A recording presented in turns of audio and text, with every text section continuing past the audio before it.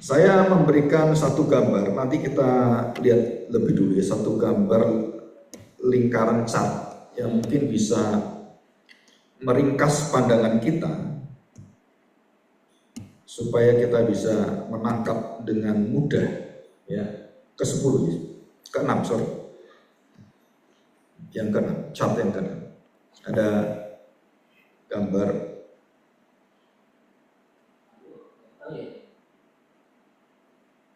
terus ke bawah.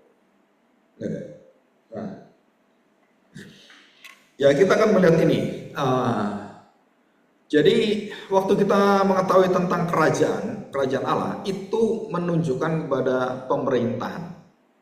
Pemerintahan itu artinya bahwa ada seorang raja, dan raja itu yang mengendalikan sesuatu, dan raja itu yang memberikan perintahnya, memberikan kehendaknya, memberikan rencananya, memberikan keinginannya, dan seluruh apa yang ada di dalam kerajaan itu diperintah dan diarahkan oleh dia. Dan konsep ini adalah disebut sebagai kerajaan Allah. Dan kapankah kerajaan Allah itu ada? Maka saya membagi menjadi 3 bagian yang secara besar. Yang pertama adalah lingkaran biru, itu adalah tahta dari kerajaan yang kekal, yang tidak ada satu manusia pun yang bisa masuk ke dalam kekekalan ini. Dan hadirat itu hanya dimiliki oleh Allah. Dan dalam kitab Wahyu kita tahu bahwa beberapa malaikat yang dikhususkan oleh Tuhan, bukan Mikael, bukan Gabriel atau Jibril gitu ya, bukan Gabriel, tetapi ada malaikat yang tidak bernama. Malaikat ini begitu kuasanya luar biasa, dan dia menjagai tempat kekudusan Tuhan yang kekal itu, yang tak terhampiri, dan hanya orang-orang tertentu yang bisa berhubungan, dan malaikat-malaikat tertentu yang diperintahkan oleh Tuhan. Sedangkan hadirat Allah sendiri yang pada puncaknya, saudara, itu yang bisa mendatangi adalah hanya di dalam diri Allah sendiri. Jadi kita harus tahu bahwa ada kerajaan kekal, ada tahta yang tidak terhampiri, dan itu ada yang paling puncak adalah Bapa, Anak, dan Roh Kudus. Nah, dari sana kemudian keluarlah satu karya, satu kemuliaan, dan kemudian Allah menciptakan, kita tidak tahu hari keberapa, Allah menciptakan dunia roh. Dan itu tidak dikatakan dalam Alkitab. Malaikat, dan berapa ribu malaikat, berapa juta malaikat, atau berapa miliar malaikat, kita tidak tahu. Dan itu semuanya misteri.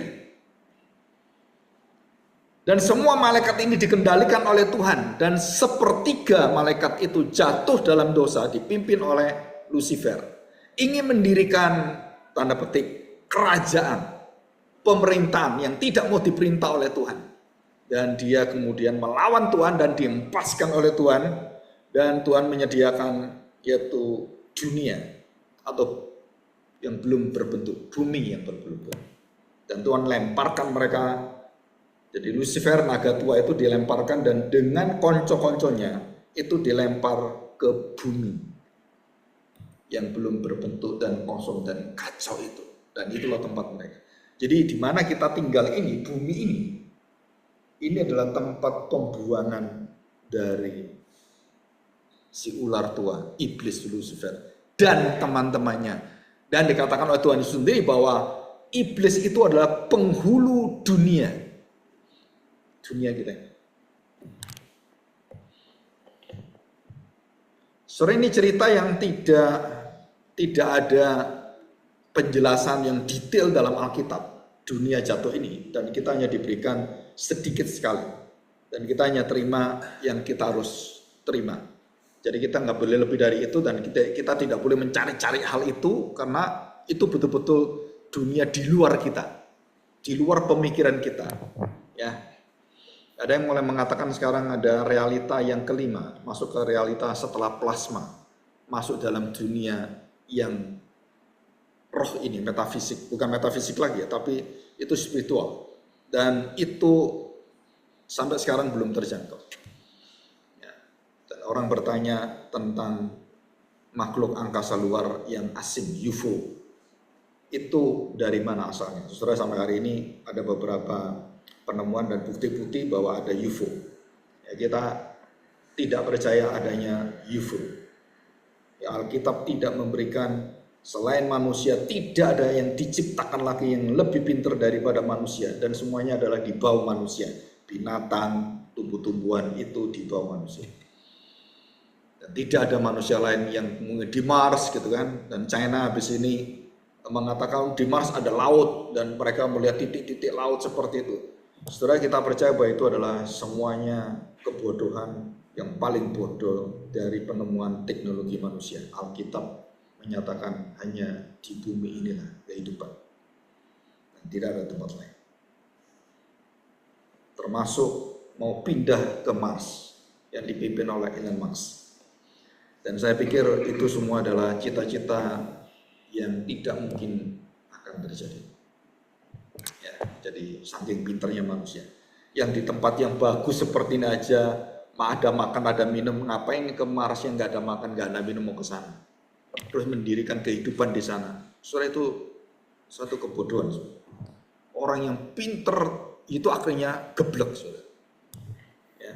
Dan semua orang-orang pinter di dalam sosiologi, psikologi, sains, fisika semuanya itu begitu pinter dia tuh langsung jadi ateis semua.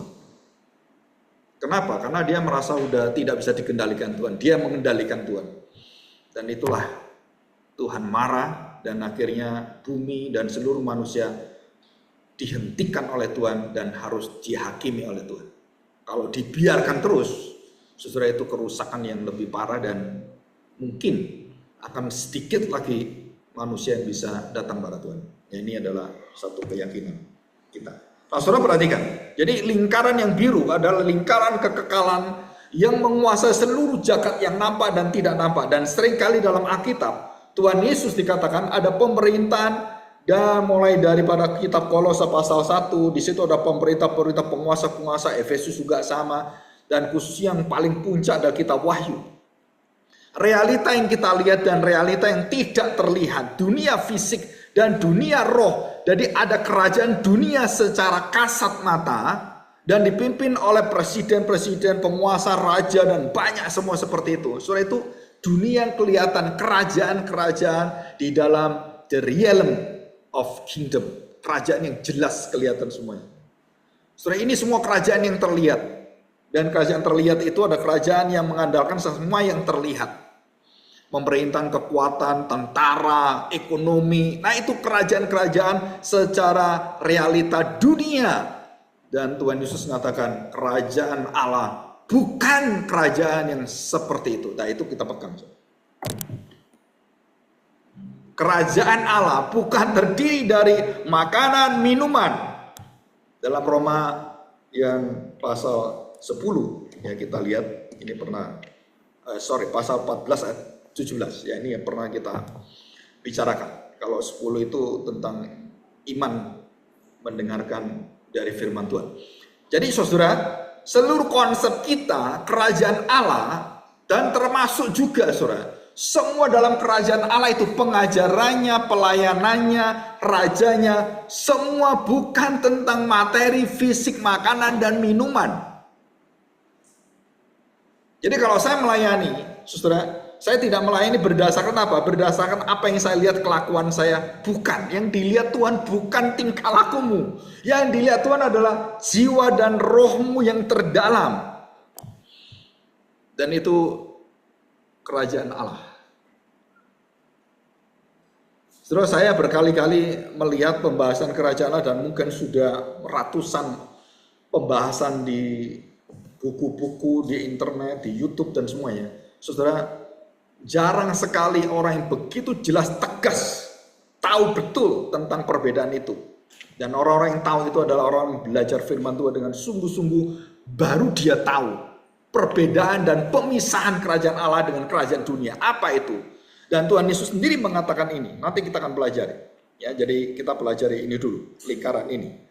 Nah, saudara, jadi apa yang ada di dalam kerajaan kekal, Bapa, Anak, dan Roh Kudus yang tidak terhampiri, yang menguasai seluruh jagat alam dan alam yang tidak nampak dan yang nampak, atau ada alam lain kita nggak tahu. Alam yang kekal itu, dan itu semua diperintah dan dikendalikan oleh Bapa, Anak, dan Roh Kudus, Allah yang Esa. Dialah satu-satunya Allah. Itu disebut sebagai kerajaan eternity, kerajaan kekal, kerajaan Tritunggal. Dan itulah asal semuanya berasal dari sana. Bapa, Anak, dan Roh Kudus kemudian menciptakan, Bapa dan Roh Kudus menciptakan dunia sebelum hari 1, 2, 3 sampai ke 7. Ada hari yang 0, yang tidak ada angkanya. Tuhan menciptakan malaikat-malaikat. Dan apalagi yang Tuhan ciptakan selain malaikat, kita nggak tahu. Itu misteri semua. Adakah selain malaikat Tuhan ciptakan sebelum hari pertama? Saudara, kita nggak tahu. Karena Alkitab tidak bicara apa-apa. Dan kita tidak boleh cari tahu. Maka saudara, kalau saudara belajar tentang kitab-kitab yang seperti kitab Apokripa, ya, kitab-kitab apokaliptik yang menyesatkan, mereka masuk ke dunia itu, saudara. Ada raksasa yang kawin dengan, saudara, itu masuk dunia mitos, masuk dunia-dunia yang tidak mungkin kita bisa percaya. Apa itu? Kerajaan bayang-bayang, kerajaan yang seperti filsuf-filsuf katakan dewa dan dewi. Nah, bagi kita dalam firman Tuhan, dalam iman kita, itu tidak ada. Jelas Alkitab katakan. Dan itu semua hasil pemikiran manusia. Dewa dewi itu bukan pikiran dewa dewi, itu pikiran orang-orang pinter di dalam agama yang memberikan, oh ini ada dewa ini, oh ini ada, dalam orang-orang Hindu kemudian menciptakan sesembahan mereka, yaitu Shiva, Brahma, dan Wisnu. Dan itu bukan Allah. Itu dewa yang diciptakan oleh para pujangga mereka, para filsuf mereka, para orang-orang yang pintar bijak mereka. Dan mereka kemudian menuliskan itu. Dan tulisan-tulisan semua tentang dewa-dewa, ataupun saudara, kalau saudara tahu tentang filsuf orang-orang Yunani yang juga dewa-dewa itu, atau yang dari, bukan hanya Hindu, yang dari barat, filsafat gitu ya, Zeus, terus kemudian Hermes, kemudian Poseidon, dan banyak yang lain, dan bukan cuma satu, itu berjuta-juta dewa. Dan kemudian di China juga ada. Dan mereka kemudian melambangkan itu di dalam apa? Dalam bentuk-bentuk seperti Shiva, dalam bentuk-bentuk yang lain. Dan di dalam cerita pewayangan, maka dewa yang paling kuat itu dewa yang mungkin bagi kita bukan dewa. Namanya Punakawan, Petruk, Garing, dan Bagong. Tahu cerita ini? Petruk, Garing, dan Bagong. Dan siapakah yang menguasai semua itu? Namanya Semar. Semar itu sebenarnya adalah di dalam dirinya. Dia adalah di atas seluruh Petruk, Garing, Bagong. Dan dia disebut sebagai pertama yang melahirkan segala dewa-dewa.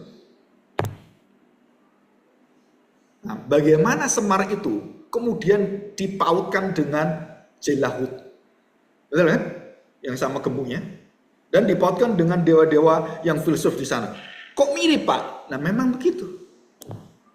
Cara manusia mencari jalan di dalam mencari Allah itu, mereka ketemu dengan apa? Dengan cara manusia, dan cara manusia dengan A, B, C, dari utara, timur, selatan, sampai kepada mulai dari China sampai ke India, sampai ke orang-orang Yunani, saudara. Itu semua caranya sama. Kenapa? Karena manusia tidak bisa keluar daripada apa? Melarikan diri dari Tuhan. Dan itu cara mereka. Semakin mereka menciptakan kealahan, keilahian, mereka sedang melarikan diri, dan lebih jauh lagi mereka menghindari Tuhan. Istilah ini adalah Roma pasal 1. Mereka mencari Allah dan mereka tidak menemukan. Mereka berdalih menolak Allah dan mereka tidak pernah mendapatkan. Mereka tahu dalam hatinya, jiwanya ada Allah, mereka tekan itu, mereka menggantikan Allah itu. Dan kemudian dalam Roma pasal 3 Paulus mengatakan, tidak ada seorang pun yang mencari Allah.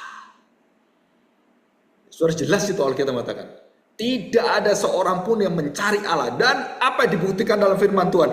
Allah yang mencari manusia, memanggil Adam, memanggil Nuh, memanggil Abraham, dan memanggil kita semuanya. Dan itulah gereja, eklesia. Saudara ngerti maksud saya? Dan itulah kerajaan Allah. Kerajaan surga. Nah, konsep seperti ini, saudara, kita harus betul-betul menangkap konsep ini. Baru nanti kita mendapatkan konsep yang selanjutnya. Baru kita bisa menerima konsep itu lebih jauh lagi.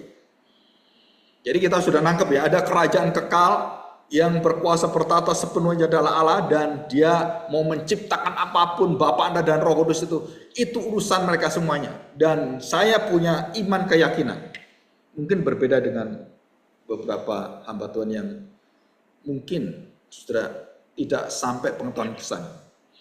Bapa, Anak, dan Roh Kudus itu bukan ciptaan perjanjian baru. Itu bukan ciptaan Tuhan Yesus sendiri. Dan itu bukan karangan dari para rasul. Bapa, Anak, dan Roh Kudus itu sebutan sejak kekekalan. Jadi konsep Tritunggal itu, saudara, itu baru ada setelah perjanjian baru. Kan ada Bapa setelah Tuhan Yesus mengajar tentang Bapa. Saudara, bukan. Konsep itu sejak kekal. Dan penggambaran itu Allah adalah Bapa, Anak adalah karena kita manusia yang hanya bisa mendapatkan jalan penjelasan melalui Bapa, Anak.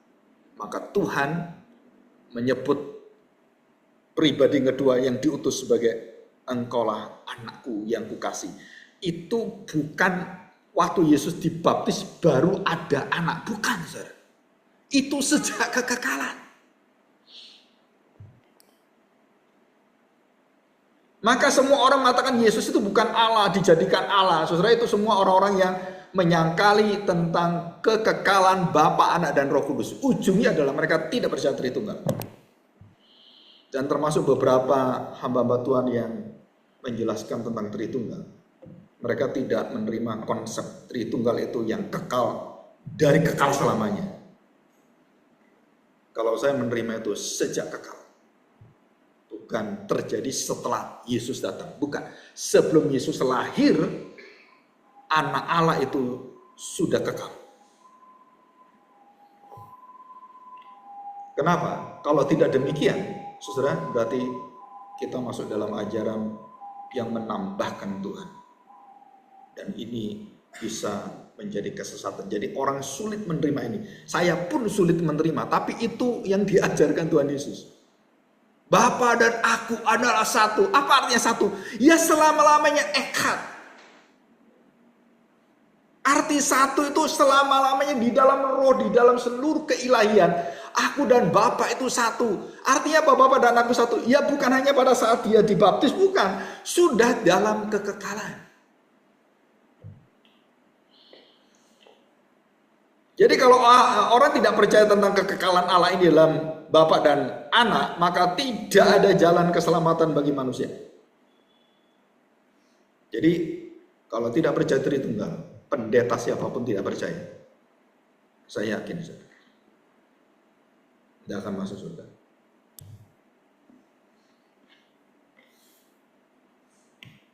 Kenapa? Kan Tuhan mengatakan, kamu tidak percaya aku, kamu tidak percaya Bapakku. Kamu tidak percaya Bapakku, kamu tidak percaya aku. Maka binasalah kamu. Itu Yesus sendiri mengatakan. Jadi orang yang mengatakan bahwa Yesus kemudian Bapa itu satu pribadi. Nah saudara, itu masih bisa ya karena ketidaktahuan. Masih bisa ya istilahnya diterima sedikit lah. Tapi kalau mengatakan bahwa Yesus bukan Allah, hanya Bapa yang Allah. Allah Kudus bukan Allah, hanya Allah Bapa yang Allah. Maka saudara, seluruh konsep kita tentang kerajaan Allah itu runtuh semuanya. Karena siapa yang mendirikan kerajaan Allah yang terlihat itu, yang menggenapi dan seluruh kemuliaan Bapa yang surgawi itu. Dan waktu dia menyerahkan pada anak, seluruh kerajaan Allah itu memancar dari pribadi Kristus. Dan seluruh karya Kristus itulah menyinarkan kerajaan Allah yang sesungguhnya. Jadi kerajaan Allah itu bukan tentara, bukan pasukan, bukan saudara, bukan. Kerajaan Allah adalah karya Kristus. Bagaimana dia rendah hatinya, bagaimana dia pengampunannya, bagaimana dia murah hatinya. Nah itu kerajaan Allah. Yang tidak diukur dengan benda-benda dan dunia makanan minuman. Bukan saudara, bukan. Termasuk kedudukan kita. Dan saya percaya Tuhan Yesus mengajarkan ini. Nanti kita akan lihat. Ya, oke. Kita akan melihat hal ini. Kita lihat PowerPoint yang ke-7. Ya, saya bacakan Wahyu pasal yang ke-20. Kerajaan 1000 tahun. Nanti mungkin 2 minggu lagi kita belajar kapankah pengikatan iblis dan juga peperangan Gog dan Magog. Itu saya sendirikan. Jadi supaya kita betul-betul jelas tahu itu apa. Ya, jadi minggu yang selanjutnya. Lalu aku melihat seorang malaikat turun dari surga memegang anak kunci jurang maut dan suatu rantai besar di tangannya. Siapakah dia? Kita nggak tahu. Yang saya katakan tadi, ini malaikat siapa? Dan banyak dalam kitab Wahyu kita dibukakan malaikat itu banyak dan kuasanya besar sekali. Selain Mikael, Rafael, dan Gabriel. Dan ada malaikat yang sangat mengerikan, yang seperti roda, dan roda itu semuanya mata semuanya. Ya, nanti saya akan berikan itu minggu depan. Saya akan gambaran melalui pertolongan AI, walaupun itu mungkin nggak seperti itu, saudara. Tapi kita akan tahu gambaran itu, malaikat itu bukan seperti yang kita pikir, saudara. Manusia ada sayapnya, gitu kan. Nah itu ada malaikat seperti itu, ada. Tapi banyak malaikat yang penampakannya itu mengerikan, saudara. Dan itu sulit dimengerti dengan pikiran kita. Roda ada sayapnya, matanya seluruh roda itu mata semuanya. Dan roda bukan satu, rodanya itu 4. Dan itu timur, barat, selatan, muter. Ini makhluk apa? Itu malaikat. Seperti piring terbang. Dan nanti kita akan melihat malaikat ini di depan mata kita. Wah, luar biasa. Dan kita semua akan lihat ini semua. Dan bukan hanya kita terkagum, saudara. Kita delongok, tahu delongok. Karena kita nggak pernah lihat pemandangan yang luar biasa, saudara. Dan Tuhan memberikan kita tubuh yang baru. Baru engkau bisa menangkap seluruh pandangan itu. Yohanes itu bisa menangkap karena Tuhan liputi dia dengan kuasa Roh Kudus. Diangkat oleh Tuhan. Baru bisa melihat itu. Manusia biasa tidak bisa. Jadi saya percaya hamba buatan pendeta yang ngawur mengatakan dia akan neraka ke surga, itu banyak bohongnya, banyak sesatnya. Karena yang mereka lihat nggak cocok dengan Alkitab. Yang mereka ceritakan itu konsep daripada Buddha, Hindu semua, bukan surga nerakanya di Alkitab. Nah, saudara hati-hati mendengarkan itu ya. Oh, hamba Tuhan ini ke surga ke neraka. Perhatikan baik-baik ayat kedua. Ia menangkap naga. Jadi malaikat ini punya kuasa menangkap raja, saudara. Dan dikatakan si ular tua yaitu iblis dan setan itu. Dan ia mengikatnya 1000 tahun lamanya. Nah ini rahasia, saudara. Kapankah 1000 tahun diikat ini, saudara? Itu di dalam kitab Wahyu. Sejajar dan seiring dengan Yesus waktu mati di kayu salib, dan dia meremukkan kepala ular dengan tumitnya seperti Kejadian pasal 3, 15, 16. Dan itu terjadi di sana, dan mulai diremukkan itulah dikuasai oleh Tuhan dan diikat, dikunci oleh Tuhan. Sampai kemudian Kristus datang dan ikatan dibuka. Jadi kerajaan 1000 tahun adalah dimulai dengan kematian Kristus yang memegang kunci kerajaan maut, dan dengan malaikat itu mengunci iblis itu, si ular tua, dengan seluruh kekuatan anak buahnya sampai Tuhan Yesus datang kedua kali. Jadi sekarang ini kita masuk dalam zaman ini, zaman pengikatan kuasa kegelapan. Saudara belum pernah tahu dalam kitab Yeskiel, Yeremia, dan juga Yesaya. Waktu bangsa Israel menghadapi bukan raja biasa. Jadi raja-raja Anunanki, Nebukadnezar, dan raja-raja yang luar biasa itu, saudara, suatu hari Tuhan mengutus dan memberitahukan kepada nabinya,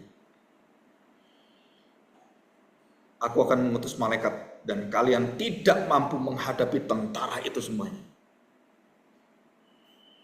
Saudara, kalau sudah manusia tidak bisa menghadapi itu, berarti saudara, yang dilawan oleh bangsa Israel ini bukan manusia. Saudara. Jadi pemimpin rajanya itu mempunyai kekuatan yang ditopang oleh apa? Malaikat yang jatuh dalam dosa.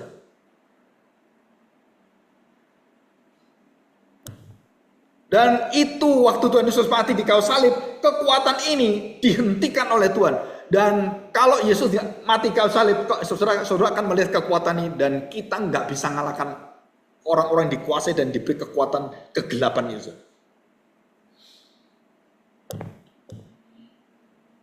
Dalam cerita-cerita tradisi yang ditulis oleh bangsa Israel dan juga dalam perjalanan semuanya, saudara, kita pernah ingat bagaimana pengintai masuk tanah Kanaan, dan mereka melihat di tanah Kanaan itu, mereka melihat bangsa yang dibandingkan dengan mereka, bangsa itu 3-4 kali lipat lebih besar dari mereka.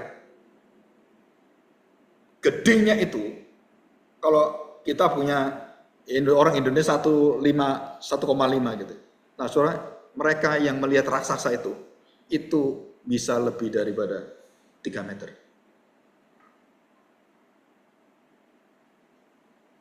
Dan penemuan-penemuan Nephilim itu, saudara, itu ada yang sampai 15 meter tengkoraknya, tulang-tulangnya.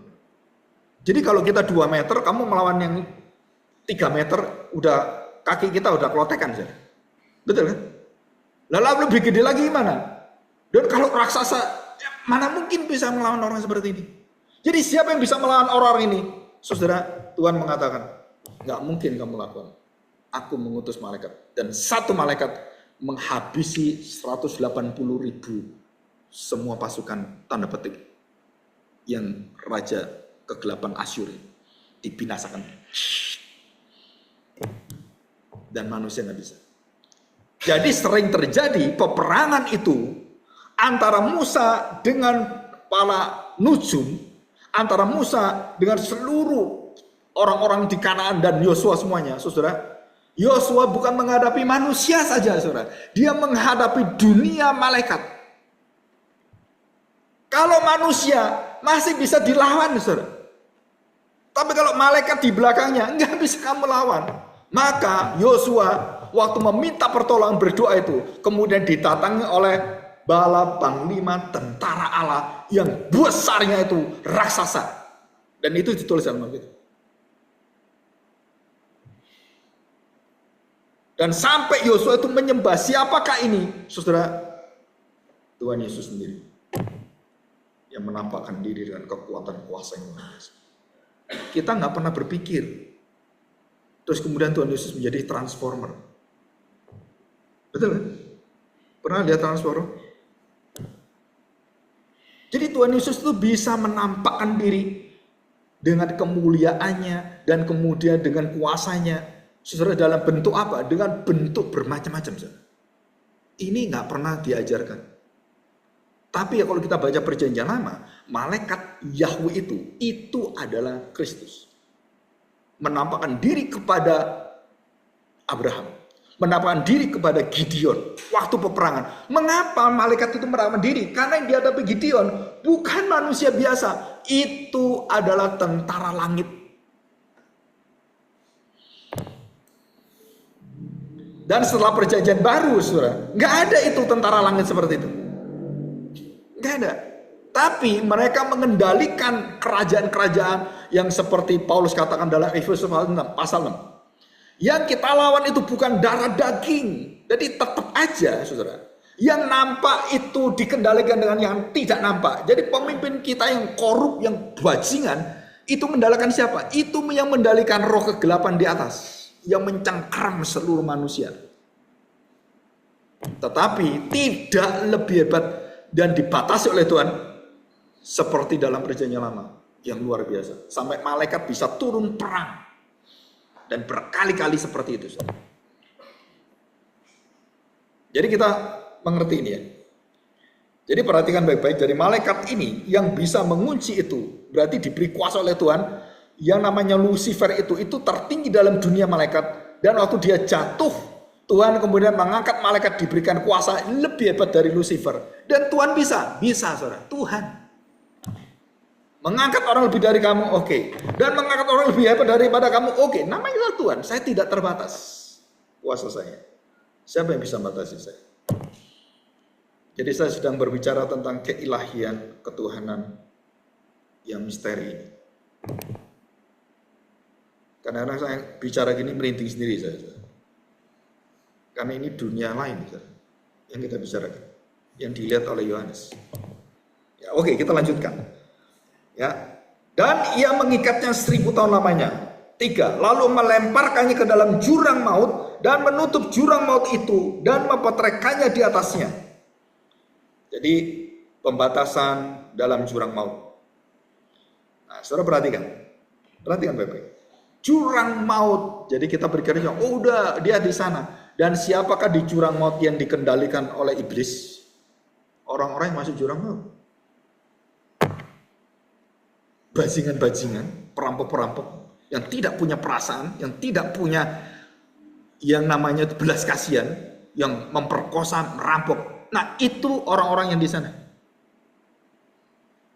Yang di dunia ini engkau dibatasi, tapi di dunia yang kamu dilemparkan dalam jurang maut itu, engkau bisa mengendalikan semua yang di sana. Jadi iblis masih punya kekuatan. Masih. Di mana itu? Di jurang maut. Manusia murtad, bajingan, sadis, kejam itu di sana semua. Dan dia bisa mengendalikan orang ini semua. Saudara, saya lagi mau cari catatan dalam beberapa bulan ini, data, ya. Apa data itu? Saudara, setelah PHK yang besar ini dan terus ada PHK besar pabrik, saudara perhatikan, nanti kita di jalan-jalan itu begal, rampok semua itu ada di mana-mana. Jadi jam malam itu, jam 8 ke atas, saudara, kalau cewek dan semuanya ibu-ibu, lebih baik jangan pergi kemana-mana, beritahu anak-anakmu. Dan ini kondisi yang kritis Indonesia. Rekaman CCTV, orang begitu ambil tas yang nggak mau diambil, langsung digorok. Dan yang lakukan siapa? Anak mungkin masih SMA. Bahkan mereka kalau perang itu bawa celurit yang panjang-panjang itu, saudara, itu di jalan itu di YouTube ada, saudara lihat di semua ada. Saya lihatin itu, waduh, saya pernah lihat carok, orang Madura carok dengan orang Madura di depan mata saya, itu perutnya sampai terbuai semua. Kenapa? Karena soal saudara, apa itu? Istilahnya itu menghina istrinya. Istrinya ngomong ke suaminya, aku digini, suaminya emosi, terus langsung bawa celurit. Kamu udah berapa kali seperti ini? Akhirnya mereka tanding di depan itu.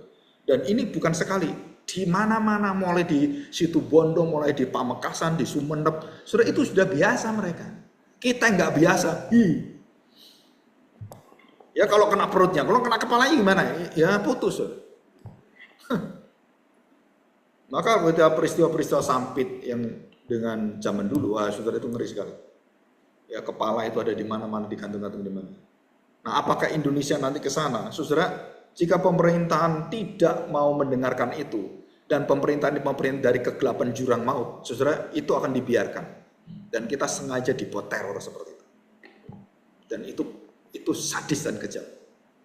Ya, dan saya percaya Tuhan akan menerbitkan orang-orang yang tahu kebenaran, yang bermoral, yang punya etika. Nah, itu akan mengembalikan Indonesia jadi lebih baik lagi. Tapi kapan? Kita berdoa. karena yang punya kuasa Tuhan. Dan kita sedang melihat kegelapan sedang mencengkeram di Indonesia. Orang-orang yang rakus. Saudara, yang terakhir kita dengar triliunan, ya kan? 5 tahun yang lalu nggak ada orang korupsi triliun, nggak ada, saudara. Tahun ini kita dengarkan apa? Harvey Muiz 300 triliun. Kita udah shock. Barusan ini oplosan Pertamax berapa, saudara? Quadrillion. 1000 triliun. Jadi kejahatan itu bukan turun, saudara. Naik terus, naik kelas. Berarti sistem pemerintahan itu sedang bobrok luar biasa. Bobroknya luar biasa. Dan kita harus banyak waspada berdoa. Dan kalau bisa kita juga bersuara, mendidik masa depan anak-anak kita. Dan ini penyakit virus yang sudah merasuk sampai ke RT RW. Kok tahu itu seperti itu, Pak? Nggak usah banyak, saya sering ngomong. Kamu parkir di Alfamart, Indomaret, siapa yang menguasai semuanya? Itu mafia preman semua. Dan semua mafia preman semua itu di bawah kendali keamanan negara. Dan saudara, ini adalah kerjasama yang rusaknya luar biasa. Betul kan? Dan kapan itu bisa bersih? Kita doakan. Dan saya yakin pasti bisa. Tapi ya kita harus melihat kebenaran kerajaan 1000 tahun. Ya, yang bisa lakukan itu adalah kuasa Tuhan. Perhatikan, saudara. Ya, perhatikan ini ayat yang ketiga. Dan menutup jurang maut itu, memperteraikannya di atasnya, supaya ia jangan lagi menyesatkan bangsa-bangsa sebelum berakhir masa 1000 tahun itu. Kemudian daripada itu ia akan dilepaskan untuk sedikit waktu lamanya, 3,5 tahun 2 kali. Ya, apa arti 3,5 tahun? Itu artinya adalah waktu yang sangat cepat. Arti 3,5 tahun. Jadi bukan diartikan, nanti orang itu akan sulit, orang Kristen akan mengalami ini. Bukan, saudara, bukan itu. Itu bukan literal, bukan. Tapi itu adalah mengatakan bahwa waktu dilepaskan rantai itu, saudara, kemudian untuk apa? Dihakimi. Karena ini langsung penghakiman. Jadi penafsiran kita tentang waktu iblis dilepas dan dia kemudian menguasai dunia lagi. Enggak, saudara, enggak menguasai apapun dia. Dia hanya akan menantikan kematian dan vonis dari Tuhan. Dan itu terakhir. Iblis akan dihukum. Yang pasal 20 ayat selanjutnya, perikop selanjutnya itu iblis dihukum. Jadi saya tidak bisa menerima tafsiran 3,5 tahun itu adalah iblis kembali menguasai dunia ini. No. Selesai. Kalau kita mengatakan bahwa iblis menguasai dunia lagi, berarti dia yang lebih hebat dari Tuhan. Nah, itu sudah nggak masuk akal. Kenapa? Karena kematian Kristus itu bukan hanya menyelamatkan kita, tapi juga menahan dan membatasi kuasa kegelapan dan kematian maut itu. Ya, kita bersyukur. Ya. Oke, ayat yang keempat. Lalu aku melihat tahta-tahta dan orang-orang yang duduk di atasnya. Kepada mereka diserahkan kuasa untuk menghakimi. Aku juga melihat jiwa-jiwa mereka yang telah dipenggal kepalanya karena kesaksian tentang Yesus. Dan karena firman Allah yang tidak menyembah binatang itu dan patungnya. Saudara, ini semua bukan literal. Ini adalah lambang binatang dan patungnya. Artinya apa? Jadi ini seperti penyembahan berhala dan hatinya diikat dengan kekuatan, yaitu kebobrokan. Nah, di dalam Galatia pasal 5 ayat 19 itu dikatakan pekerjaan-pekerjaan daging. Nah, itu di situ, saudara, pemarah, terus kemudian orang-orang yang tidak bisa bertobat, tidak mau damai. Nah, itu orang di situ. Maka di lingkungan gereja, saudara, kemarahan yang tidak bisa didamaikan itu pasti dari setan. Kalau kita lagi bertengkar, terus kita kemudian nggak bisa berdamai, itu pasti salah satu itu diikat setan. Kenapa? Karena kalau kita punya roh Tuhan, pasti berdamai. Karena bukan hati kita. Ada kasih Allah menutupi dosa. Ada pengampunan, ada kesabaran. Jadi kalau kita tetap masih musuh dia sampai kapanpun, saudara, berarti saudara pun akan mengalami hal seperti itu. Dan saudara pun tidak akan diampuni oleh Tuhan. Kalau kita tidak mengampuni orang, engkau tidak diampuni orang. Tuhan tidak akan mengampuni kamu. Bahkan musuhmu pun kamu bisa ampuni. Tapi Tuhan yang menentukan semua vonis hukumannya. Kasihilah musuhmu. Saudara, termasuk kasih itu termasuk apa? Kita memberikan pengampunan. Ya masalahnya kamu tak beri pengampunan, kamu nggak mau terima dirimu diampuni, ya salahmu sendiri. Kamu dibinasakan itu bukan karena orang Kristen nggak mengasihi kamu, tapi karena kamu menolak kasih Allah, pengampunan Allah, kamu tetap menentang itu semua. Ya matilah kamu. Bukan salah kita tetap mengasihi orang. Ya, dan usahakan hati kita seperti itu. Dan dikatakan di sini, saudara.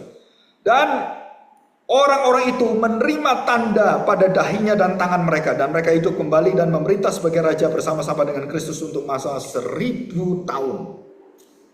Jadi kerajaan 1000 tahun tidak ada dalam Alkitab, tetapi masa memerintah selama 1000 tahun itu ada. Jadi kata-kata kerajaan 1000 tahun itu langsung nggak ada, tapi masa 1000 tahun ada. Iblis 1000 tahun ada. Jadi 1000 tahun itu artinya apa? Itu adalah 3 kali 10, 10, 10, 10-nya 10. Jadi triple, 10, 10, 10. Jadi pekerjaan yang sempurna 3 kali. Dan itu adalah pekerjaan ilahi.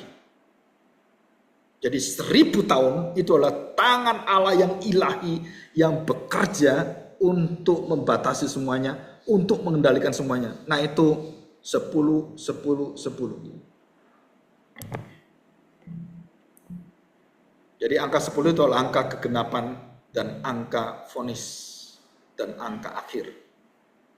Jadi 1000 tahun adalah akhir dari semua akhir. Jadi selesai semua. Justru ini disebut sebagai Silia Est. Artinya apa? Bahwa kerajaan itu adalah kerajaan yang sudah ditetapkan oleh Tuhan. Nah, kita kembali pada gambar. Coba kita lihat gambar. Ya. Nah, saudara, kerajaan kekal kita sudah tahu, menguasai seluruhnya, dan itu adalah di bawah kendali Tuhan. Dan kerajaan Allah yang Tuhan tetapkan, bahwa akan ada kerajaan Allah, dan kerajaan Allah itu mengendalikan seluruhnya. Maka nabi-nabi diberi oleh Tuhan, dan dimanapun dia berada, nabi-nabi menegakkan kerajaan Allah. Nebukadnezar dan kemudian Belshazzar, Darius mengakui bahwa Allah Israel adalah raja di atas segala raja. Dialah raja yang kita harus hormati. Kita, tanda petik, yang kita sembah. Jadi kerajaan surga itu bukan ada setelah Tuhan Yesus berdiri di kayu salib. Bukan, saudara. Kerajaan Allah itu sudah ada. Kerajaan surga itu sudah ada. Cuman waktu kerajaan surga itu ada, saudara perhatikan bahwa itu diberitahukan oleh Nabi. Dan itu bentuknya bukan kerajaan yang dilihat oleh orang. Oh ini loh kerajaan. Bukan, saudara. Penguasaan Allah akan seluruh pemerintahan. Mini tekel ufarsin. Kamu berkuasa, aku hitung kuasamu. Aku yang kuasa, bukan kamu. Nah itu kerajaan surga. Dari mana kerajaan surga? Dari kerajaan kekal di atas. Tuhan mengutus malaikatnya, Tuhan mengutus nabi-nabinya untuk menyatakan apa? Kerajaanku, kerajaan Allah, kerajaan surga akan bertahta di bumi ini. Nah itu kerajaan surga, kerajaan Allah. Kalau diganti dengan surganya, bentuknya adalah bentuk tunggal, artinya kuasa pemerintahan ilahi. Tapi kalau bentuknya surga, langit-langit di atas langit, surga itu langit ya. Bentuknya jama, artinya Allah menjangkau seluruh kerajaan. Kerajaan Asyur, Babel, semua dikendalikan oleh Tuhan. Dan tidak ada satu kerajaan yang tidak dikendalikan Tuhan. Di bawah langit seluruhnya adalah milik Tuhan. Itu arti kerajaan surga. Jadi kapankah kerajaan surga itu terwujud di dalam seluruh hidup manusia? Nah, barulah kerajaan mesianik yang setara dengan kerajaan 1000 tahun. Saudara, saya menyimpulkan ini setelah mendengar, belajar, membaca banyak seperti itu. Akhirnya, oh berarti ada kerajaan pemerintahan Allah yang kekal itu. Kemudian dia menyatakan kepada malaikat yang jatuh dalam dosa, dibuanglah dia. Dan rencana Allah menciptakan manusia untuk mendirikan kerajaannya. Di dalam apa? Di dalam seluruh hidup kemanusiaan itu. Dan kerajaan itu sebetulnya kerajaan surga atau kerajaan Allah. Dan dari mana kerajaan itu kerajaan Allah? Berasal dari kerajaan yang kekal, yang tak terbatas dengan apapun. Dan bagaimana ini dinyatakan? Nah, Tuhan menyatakan kerajaan surga itu secara progresif dan memuncak dengan kedatangan Mesias sebagai manusia. Dan kemudian didirikanlah pemerintahan itu. Dan kapan didirikan? Nah, ini kita baca. Ya, kita baca di dalam ini PowerPoint yang ke-10. Matius 12. Matius 12 ayat yang ke-28. Nah, surah ini berkaitan dengan firman Tuhan. Perhatikan, saudara. Tetapi jika aku mengusir setan dengan kuasa Allah, maka sesungguhnya, apa dikatakan, saudara? Kerajaan Allah sudah datang kepadamu. Ini kamu rasakan kerajaan Allah. Setan-setan aku usir. Segala sakit penyakit aku sembuhkan. Dan apa yang diikat oleh setan, nah saudara perhatikan, dengan penyakit, dengan kutukan, dengan mengendalikan pemimpin dan semuanya itu, sampai kematian pun akibat daripada dosa itu Tuhan kalahkan. Dan Tuhan Yesus mengatakan apa? Tetapi jika aku mengusir setan dengan kuasa roh Allah, maka sesungguhnya kerajaan Allah sudah datang kepadamu. Atau bagaimanakah orang dapat memasuki rumah seorang yang kuat dan merampas harta bendanya apabila tidak diikatnya dahulu orang kuat itu? Jelas saudara, siapa yang diikat oleh Tuhan? Siapa? Ya, iblis itu kan. Yang diomong dengan kitab Wahyu pasal 20 tadi itu, Tuhan Yesus sudah mengatakan dengan ucapan dan sendiri dengan perumpamaan ini, saudara. Bagaimana orang dapat masuki rumah kalau dia bisa merampas semuanya? Dan bagaimana bisa merampas harta bendanya? Maka orang itu harus diikatnya terlebih dahulu. Sesudah diikatnya barulah ia merampok rumah itu. Jadi siapa yang menguasai siapa? Tuhan menguasai iblis atau iblis menguasai Tuhan? Iblis menguasai manusia. Gitu kan? Terus mengendalikan manusia, orang gila itu. Dan kemudian diikat dengan borgol, dilepas. Saudara, manusia biasa di borgol tidak bisa lepas. Ini nyoba. Coba borgol sendiri. Begini. Gitu. Tapi kalau dia di dalamnya ada kuasa. Nah tadi saya ngomong kan, dalam perjanjian lama orang-orang ini punya kuasa luar biasa. Raja-raja yang hebat ini punya kuasa dari kegelapan, dari roh ini. Dan waktu setan masuk ke diri orang itu dan kemudian menjadikan orang itu gila, dan waktu dirantai, diikat oleh apapun, hanya tes, kayak kertas. Dari mana daging kok bisa seperti itu? Ini bukan darah daging, ini kuasa kegelapan.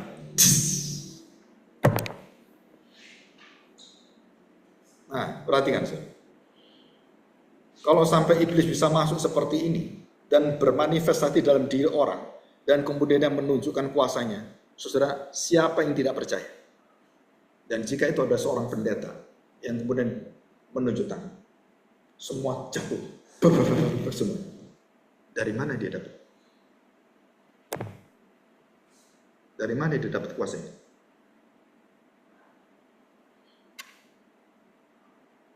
Saudara, kalau dia seorang pendeta dan semua orang yang ada di depan kemudian dikatakan, rebahlah kamu dengan kuasa di belakang kekuatan yang luar biasa, dan mereka rebah, blub semua, dan ribuan orang rebah, bahkan satu stadion rebah semua. Saudara, saya tanya, kuasa dari mana? Ini bukan manusia. Dan kamu mau ke gereja seperti ini, terus mau digeblak-geblakin, nggak waras. Dan hamba Tuhan seperti ini banyak sekali. Jadi siapa yang dipakai kuasanya dia? Dia ngomong Tuhan Yesus, tetapi kuasanya dari kegelapan. Dan bayangkan kalau ini bukan pendeta, kalau ini tanda petik pribadi antikristus, dan kemudian datang, dia lihat kemudian, kamu ngomong apa? Tuhan Yesus bisa apa? Membangkitkan orang mati? Mari, lihat semuanya. Dia ke kuburan. Agung, bangkitlah kamu. Keluar dari kuburan. Tuk. Oh, Tuhan Yesus. Gitu kan? Kenapa? Dia punya kuasa itu, saudara. Kalau itu muncul, nggak mungkin orang nggak percaya, saudara. Kenapa Tuhan ikat? Karena iblis bisa lakukan itu, saudara. Karena iblis bisa lakukan itu, saudara.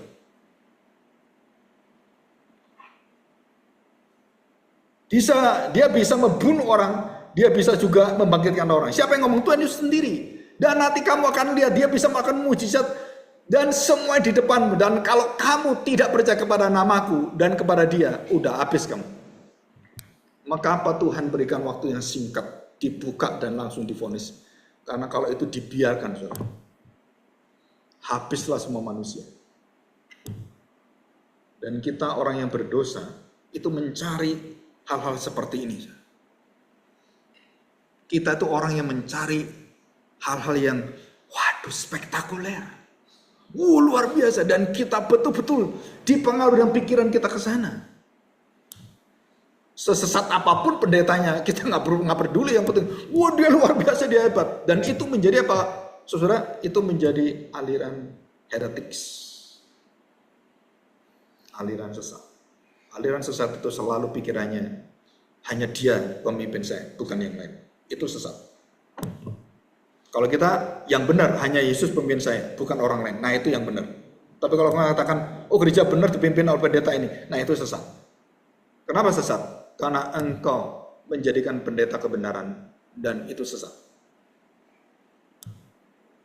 Saya pernah punya pikiran seperti ini. Waktu saya kagum dengan pendeta. Saya pikir dia itu pasti benar. Jadi saya sedang diikat dengan siapa ini? Dengan roh kegelapan. Di gereja bisa seperti, kamu nggak kerasa. Orang yang pernah ngomong dengan saya itu Profesor Yosef Tong dan Profesor Melok dan Profesor Sinan Kim. Waktu saya dipanggil itu, kenapa saya dipanggil? Dia diberitahu. Sampai ditanya, sampai ditelanjangi semua. Saya diberitahu. Kamu kalau jadi hambatan seperti ini, kamu nggak bisa dan tidak diperbolehkan untuk memimpin mimbar. Kenapa? Karena idolamu bukan Tuhan Yesus. Junjungan bukan Tuhan Yesus.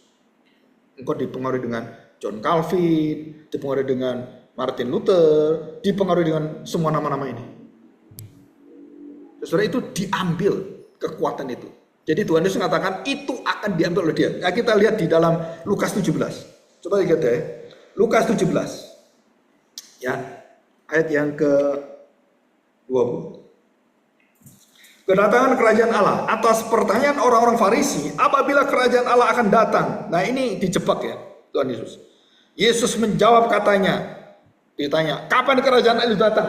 Nah, Tuhan mengatakan apa? Waktu aku melakukan musir setan, iblis kalah dan kerajaan Allah datang. Orang Farisi tanya lagi, mana? Buktinya mana? Nah, dikatakan Tuhan Yesus, kerajaan Allah datang tanpa tanda-tanda lahiriah. Nah, juga orang tidak dapat mengatakan, lihat, ia ada di sini atau ia ada di sana, sebab sesungguhnya kerajaan Allah ada di antara kamu. Kenapa? Aku ini melakukan mujizat di depan kalian semua, di depan matamu sendiri. Aku menyembuhkan orang buta, orang tuli, dan di depan matamu. Dan kamu harus tanya, kapan kerajaan Allah datang? Sudah di tengah-tengah kamu, sudah datang. Ini sedang datang. Jadi kerajaan Allah itu sudah datang, sudah telah datang, sekarang datang, dan nanti akan datang lagi. Memuncak pada waktu Yesus datang kedua kali, dan itulah kerajaan Allah, kerajaan mesianik. Nah, itu yang ketiga di gambar tadi. Yang hijau, kerajaan mesianik adalah kerajaan 1000 tahun. Jadi kita menangkap itu, akhirnya kita mendapatkan gambaran utuh. Jadi kerajaan Allah itu ada berapa? 1 adalah kerajaan kekal dan dinyatakan dalam dunia manusia dan memanggil orang-orang mulai dari Abraham, mulai dari Nuh semuanya, dan membentuk bangsa Israel 12 suku dari keturunan Abraham, Ishak dan Yakub, anak-anak Yakub 12 Israel. Surah itu mendirikan kerajaan di dunia ini. Melawan apa? Melawan kerajaan-kerajaan yang ada di seluruh dunia. Itu kerajaan yang didirikan melalui janji mesianik. Maka Israel menjadi kerajaan Israel. Tapi Mesiasnya belum ada. Pemimpin sejatinya belum ada. Maka dijanjikan oleh Tuhan, dari keturunan mula, keturunan perempuan itu, dari anakmu Abraham, dari anak Ishak, dari anak Yakub, dari anak yang ada, dari suku Yehuda sampai Yesus datang. Nah, barulah kerajaan Allah itu terwujud. Sudah datang?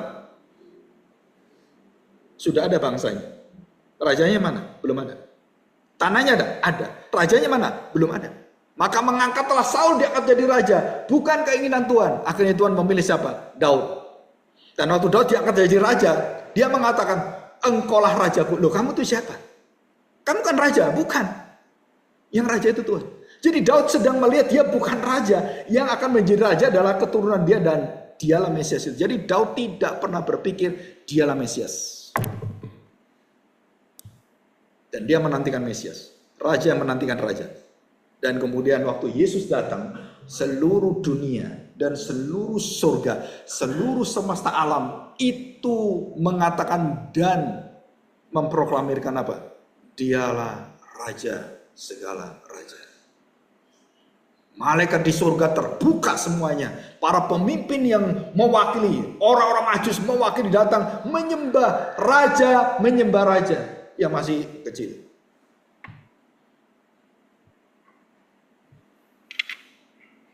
Nah, berarti disitulah kegenapan dalam diri Kristus. Dan berdirilah kerajaan 1000 tahun. Dan sampai kapan 1000 tahun? Sampai dia datang kedua kali. Jadi kerajaan Allah itu bukan soal makan minum, bukan soal hal-hal yang bersifat lahiriah. Tapi apa? Bersifat pemerintahan di dalam kekuatan jiwa dan karakter Allah dan sifat-sifat Allah dalam diri manusia, dan itulah kerajaan.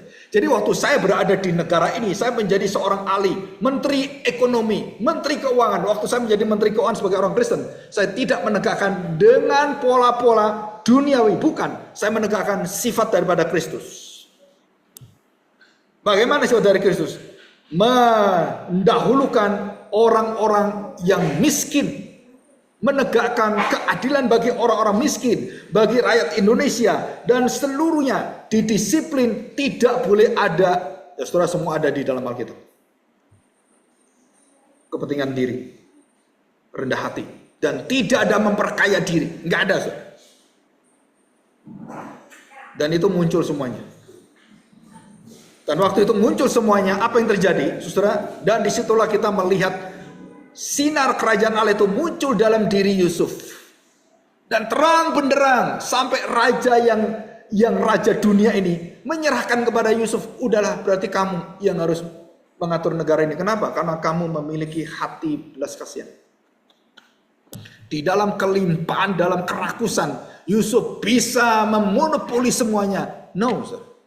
Yusuf membuka semuanya untuk memberkati bangsa-bangsa yang kelaparan. Silakan datang dan bertukar, dan dia beri kasih gandum itu. 7 tahun dalam masa kelimpahan Tuhan berikan pada Yusuf. Untuk apa? Menyatakan kemuliaan Allah. Kepada siapa? Kepada bangsa-bangsa lain. Untuk memelihara siapa? Untuk memelihara bangsa Israel. Bangsa yang jahat. Siapa yang jahat? 10 saudara Yusuf jahat kepada Yusuf. Israel itu benihnya jahat, saudara. Saudara harus tahu ini. Israel itu benihnya jahat. Lahir dari kebohongan. Masih ingat Yakub dan Esau? Saudara pikir Israel itu wah bagus itu. No, Israel itu keluarga bobrok. Kita pikir bahwa kalau Tuhan bentuk itu keluarga. Enggak, saudara. Tuhan membentuk dari keluarga yang betul-betul keluarga tempe. Saudara. Terus jadi apa? Tempe mendoan. Supaya bisa dinikmati kan? Dikasih ragi dan kemudian dibentuk oleh Tuhan. Dan barulah kita tahu apa yang kita lihat di masa mendatang. Saudara, di situ akhirnya kita lihat manusia gagal. Kenapa? Ya harus ada satu orang yang bisa mengerjakan ini semua. Dan kemudian Kristus datang. Waktu Yesus datang, saudara, saya tanya sekarang, bagaimana iblis mulai dari dia mau lahir, sampai mulai dari janji kitab Kejadian, sampai Tuhan Yesus. Berapa strategi iblis yang mau menghancurkan keturunan ini. Mungkin kita nggak tahu. Tapi kalau saya baca, saudara, Ya, ada satu penulis namanya Abraham Pak. Dan dia sangat bagus mengatakan apa? Dalam sejarah silsilah Tuhan Yesus yang kita lihat apa? Saudara, kita lihat ada kuasa Allah yang tidak terkalahkan dan ada kuasa iblis yang terus ingin menggagalkan sampai Tuhan Yesus lahir. Jadi waktu dia mau menggagalkan Maria dan kemudian dengan perintah Herodes, itu bukan cuma hari itu, sebelum-sebelumnya dan jauh sebelumnya iblis berusaha untuk menggagalkan rencana Allah, membuat semuanya hancur lebur. Keluarga Nuh dihancur leburkan dengan perzinahan, dengan kemabukan. Keluarga Abraham dihancurkan dengan apa? Dia mengawini Hagar. Itu langkah siapa? Kegelapan. Dan sampai Tuhan Yesus lahir dan iblis keok. Berdirilah kerajaan 1000 tahun. Dan sekarang kita di dalam kerajaan 1000 tahun. Jadi jangan takut iblis. Takutlah kamu jadi iblis. Ya kan? Kamu iblis enggak. Ya, kamu jadi iblis nanti. Enggak mau ngampuni, enggak mau mengasihi, enggak mau menerima kelemahan orang. Saudara, itu kita jadi iblis. Ya, mari kita berdoa, kita bersyukur pada Tuhan. Bapa, kami bersyukur hari ini. Biarlah sukacita kami terus meluap karena kerajaan 1000 tahun sudah berjalan. Kerajaan Mesias Kristus yang memerintah mengendalikan segala kuasa, baik yang di langit yang tak terlihat sampai di bumi, bahkan sampai kepada dunia orang mati. Engkau berkuasa mengendalikan segala sesuatu. Dan di dalam kuasamu inilah kami datang dan kami yakin bahwa tidak ada yang bisa menghancurkan dan menggoyahkan, melemahkan, dan membuat kami akhirnya melepaskan kasih Kristus. Kami semakin kuat, semakin kokoh. Karena pertolongan daripada janji Tuhan. Dan di dalam pekerjaan kuasa Roh Kudus, kami tidak pernah ditinggalkan oleh Tuhan. Ya Bapa, berikan hati kami, hati kerajaan-Mu. Hati Sang Raja. Hati yang rela membagikan hidupnya bagi dunia ini. Dan itulah satu jalan keselamatan yang dicari oleh manusia. Dan itulah kerajaan yang didirikan oleh Kristus. Kerajaan yang dipersembahkan dengan darah dan dagingnya.